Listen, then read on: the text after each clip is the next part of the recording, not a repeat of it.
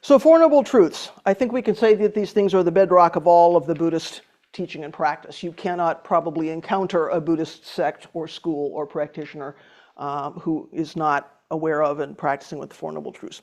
So this is one of the things that Shakyamuni woke up to under the Bodhi tree. Last time we talked a little bit about Shakyamuni's life and his awakening.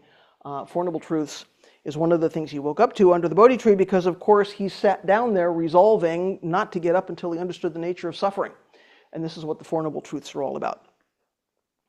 So these things describe his understanding of where suffering comes from, and on that basis, good news is there's something we can do about that. So suffering is not something which is visited upon us from outside, from a deity, from a wrathful universe, right? We have some control over suffering. So when he understood the nature of that, aha, there was something we could do about it. So this first noble truth, life is characterized by suffering, sometimes unease, sometimes dissatisfaction. So we encounter a word like suffering and we think, oh, this is big catastrophic suffering. This is a tree falls on my house. This is my partner gets sick and dies. This is I lose my job. We think suffering, right?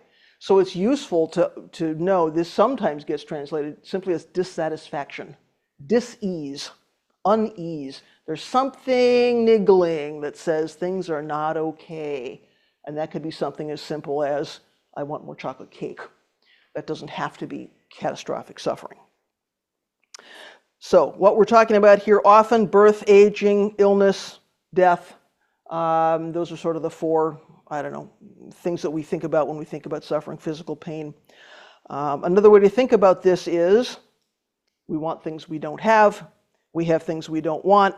We're worried that even the good things in our lives will disappear. So even we think we're going along pretty well, this first noble truth is always in play.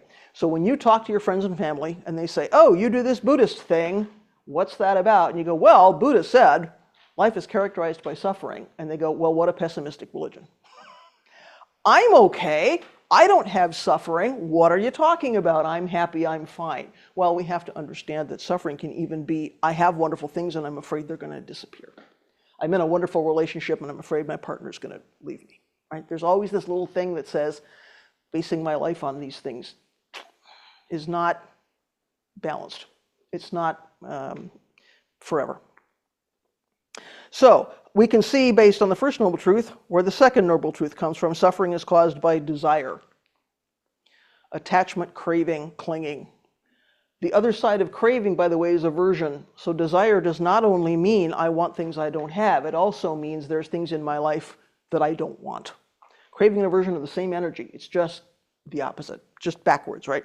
So we're constantly wanting things to be different. So when I'm talking with people about suffering, one of the ways I characterize that with people is we always want things to be other than they are. There's probably not a moment in life where we don't want something to be other than it is. So clinging, craving, aversion, grasping, greed, all of that is about this thing. I think in your handout I've given you the Sanskrit for this, right? Did I give you tanha and dukkha and all that? Yeah. So you can look up those Sanskrit words if you really want to sort of dig into that, right? So dukkha, sometimes people will use dukkha instead of suffering, so it's good to know what that word means. Tanha is, the connotation of this thing is like a thirsting desire. And that's a little bit different than I want the latest, fashion at the mall. There's this thirsting desire that just says, I must have whatever this thing is, right? Etymology is stuck. Stuck. Yep, you're stuck. So, useful to know those things, right? Okay.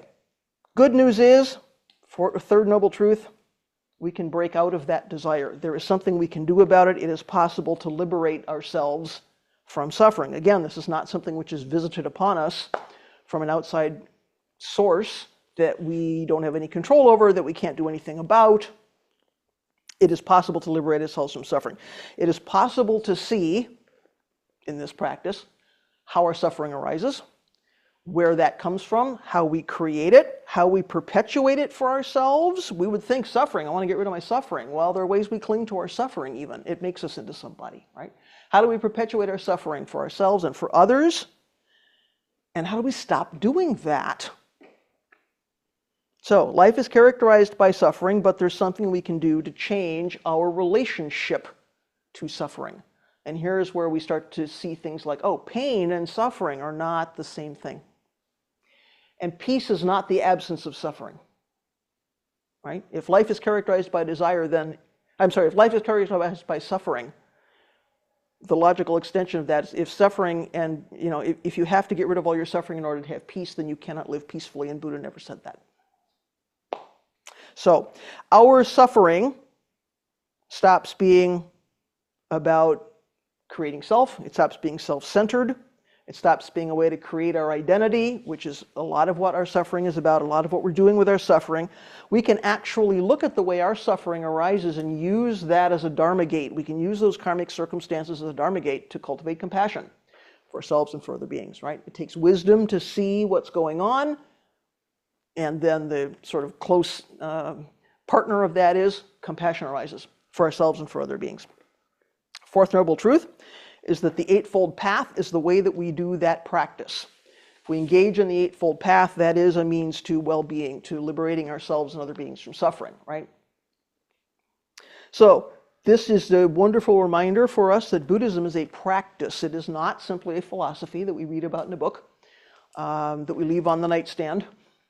It's not something we simply debate in a chat room online, right? Yes, there is such a thing as Buddhist philosophy, but for us, really, it's important that we understand and remember Buddhism is a practice. It's not something abstract. It's not a set of mental gymnastics. It's not about how many sutras can we memorize and how many Dogen quotes can we parrot. It's about what are we doing with this body and mind. And that's where the Eightfold Path comes in. So there's something we actually have to do, and we have to do it for ourselves. There is no outside being, outside force that's going to do it for us. Our teachers aren't going to do it for us, and we know here at Sanshin, reliance is a big piece of our practice vision. There's something we have to do with our own bodies and minds, and it has to be us.